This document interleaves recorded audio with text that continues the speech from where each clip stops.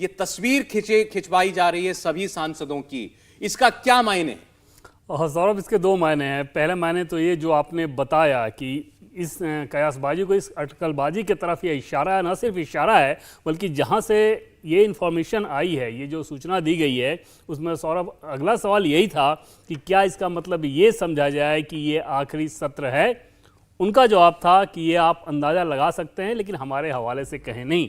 अंदाजा लगा सकते हैं मतलब सीधे सीधे उन्होंने इस बात को खारिज नहीं किया और इतना तक इशारा किया। लेकिन क्योंकि सोर्स बेस्ड है तो आप समझ सकते हैं कि उसमें एक लिमिटेशन ध्यान रखना होता है कि एक्चुअल पोजीशन न जाने क्या है। दूसरी चीज़ ये हो सकती है कि क्योंकि जो मौजूदा बिल्डिंग है उसका ये आखिरी सत्र होगा, अगर नई संसद भवन में इस बैठक अगली विशेष सत्र को किया जा रहा है जैसे कि संभावना जताई जा रही है, तो उस लिहाज से भी एक अपॉर्चुनिटी हो सकती है। लेकिन कुल मिलाकर जो संकेत है वो ये संकेत जरूर है कि कुछ बड़ा, कुछ गंभीर दिशा में की तरफ ये इशारा कर रहा है। अच्छा, आप देखिए, आज ये सभी हमारे दर्शक जो हैं वो सोच रहे होंगे कि आखिर ये वन नेशन वन इलेक्शन, एक देश एक चुनाव, ये इसकी इतनी हवा उड़ी कैसी देश के अंदर?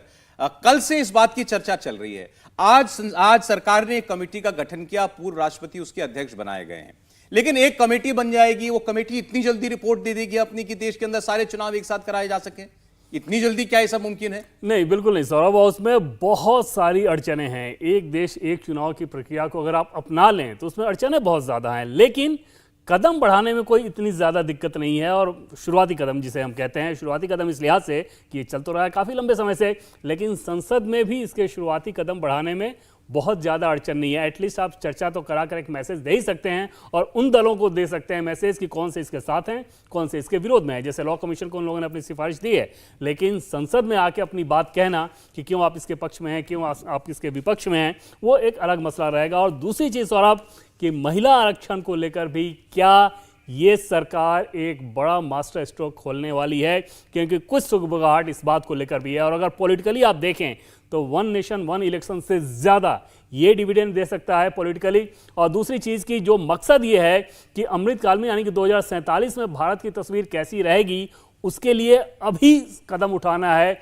उसमें भी ये बिल्कुल फिट बैठता है कि अगर देश की आधी आबादी को आप सशक्त नहीं करते हैं तो फिर उस स्थिति में एक मजबूत भारत की कल्पना कैसे की जा सकती है? तो देखिए, दो बड़ी खबरें इस वक्त हमारे साथ हैं। वन नेशन वन इलेक्शन को लेकर लगातार आप चर्चा सुन रहे हैं, इस दिशा में सरकार ने पहला कदम उठा भी लिया है जब एक कमेटी बना दी गई है। दूसरी बड़ी खबर यह है कि इन 5 दिनों के विशेष सत्र के अंदर महिला आरक्षण, देश में महिला आरक्षण, पंचायत से लेकर देश की संसद तक 33% महिला आरक्षण को अंजाम दे सकती है क्या सरकार? इसको लेकर के भी अब इशारे आने शुरू हो चुके हैं। सोर्सेस से इस बारे में भी खबरें मिल रही हैं कि यह भी एजेंडे में हो सकता है इन 5 दिनों के सत्र के अंदर। लेकिन इतनी गोपनीयता चूंकि बढ़ती जा रही है, आप खुद सोचिए, ये 5 दिनों का विशेष सत्र बुलाया गया, इसके बारे में किसी को जानकारी नहीं थी। विपक्ष के नेता ये पूछ रहे हैं कि एजेंडा क्या है हमको नहीं मालूम, बिजनेस एडवाइजरी काउंसिल बैठेगी तब हमको पता चलेगा, अचानक क्यों रख दिया गया है 5 दिन का सत्र, त्योहारों के बीच में क्यों रखा है, तमाम तरीके के सवाल विपक्ष भी पूछ रहा है। आप समझ सकते हैं इसके पीछे कितनी सीक्रेसी है। इसीलिए इस बात की चर्चा हो रही है कि इसमें क्या होगा। और आज पहले ही औपचारिक तौर पर यह खबर आई कि वन नेशन वन इलेक्शन को लेकर पहला कदम उठ गया कमेटी बनाकर। और देवेंद्र, आपको दूसरी बड़ी खबर दे रहे हैं कि महिला आरक्षण की भी चर्चा की जा रही है। महिला आरक्षण का कानून भी क्या इन 5 दिनों के अंदर बन सकता है, इस पर हम बात करेंगे। लेकिन जहां तक सवाल है वन नेशन वन इलेक्शन का, कुछ बुनियादी सवाल हैं जो आपके दिमाग में भी होंगे, हमारे दिमाग में भी। जैसे, क्या चुनाव आने वाले 100 दिन के अंदर होने वाले हैं, यानी इसी साल होने वाले हैं लोकसभा के चुनाव भी, या 200 दिनों में होंगे, यानी जब अप्रैल मई में चुनाव होना है तब होंगे? दूसरा सवाल, क्या नरेंद्र मोदी लोकसभा को भंग करने जैसा भी कोई बड़ा कदम उठा सकते हैं?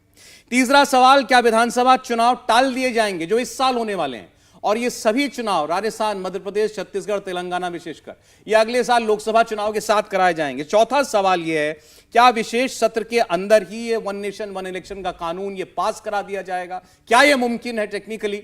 और पांचवा सवाल, ये जो कमेटी बनाई गई है इसको लेकर के, इसकी सिफारिश से लेकर और इस कानून की इंप्लीमेंटेशन तक, चुनाव होने तक देश के अंदर, ये पूरी टाइमलाइन कितनी लंबी हो सकती है? ये काम कितने वक्त में अंजाम दिया जा सकता है अगर आज भी कमेटी अपना काम करना शुरू कर देती है? तो इन सारे सवालों के जवाब हम आज अपने मेहमानों से लेंगे, हमारे एक्सपर्ट से लेंगे। समीर साहब स्टूडियो में हैं, हर्षवर्धन त्रिपाठी जी हमें ज्वाइन कर चुके हैं। हर्षवर्धन जी, बहुत स्वागत है आपका भी। पहले तो मैं बता दूं आपको, खबर आपने देखी होगी, सभी सांसदों की तस्वीर खिंचाई जाएगी, फोटो अपॉर्चुनिटी की जा रही है। और सवाल यह है कि क्या ये लोकसभा चुनाव से पहले की अंतिम फोटो अपॉर्चुनिटी है? देखिए सौरभ जी, मुझे लगता है कि प्रधानमंत्री नरेंद्र मोदी के काम करने के तरीके में इतनी ऑब्वियस चीजें होती नहीं, और इसीलिए मुझे लगता है, जब मैं कल प्रहलाद जोशी जी का ट्वीट मैंने जो पढ़ा, तो मुझे अभी भी ये लग रहा है, और हालांकि मैं फिर से कह रहा हूं कि प्रधानमंत्री नरेंद्र मोदी के काम करने के तरीके में कुछ आकलन नहीं लगाया जा सकता, मुझे अभी भी ये लग रहा है कि दिनों के इस सत्र में भारत को जिस तरह से 1947 में संविधान सभा बैठी थी, आज वो संविधान सभा अलग से भले नहीं बैठाई जाएगी, लेकिन देश के चुने हुए जनप्रतिनिधि वो चर्चा करेंगे, वो तय करेंगे। अब उसमें कौन कौन से मुद्दे नरेंद्र मोदी के दिमाग में हैं? क्या जो देवेंद्र बता रहे हैं महिला आरक्षण का मुद्दा, क्या जो एक देश एक चुनाव जिसकी एक कमेटी बन चुकी है रामनाथ कोविंद जी की अध्यक्षता में, और यहां थोड़ा सा एक चीज अगर हम ध्यान करें, जब अनुच्छेद 370 हटाना, हर कोई कह रहा था कि यह संभव ही नहीं। अमित शाह अपनी वो फाइल लेकर, वो बहुचर्चित वाली जिसमें टिक लगा था कि ये काम हो गया और ये बचा रह गया है, तो सबको आश्चर्य हो गया कि अरे इतना आसान काम था 35 से और 370 हटाना। तो आज हम चर्चा कर रहे हैं, आज हम संवैधानिक संशोधनों की बात कर रहे हैं, लेकिन अगर सरकार के मन में कुछ है तो उसके लीगल और खास करके जो कॉन्स्टिट्यूशनल दायरे हैं उस पर तैयारी होगी।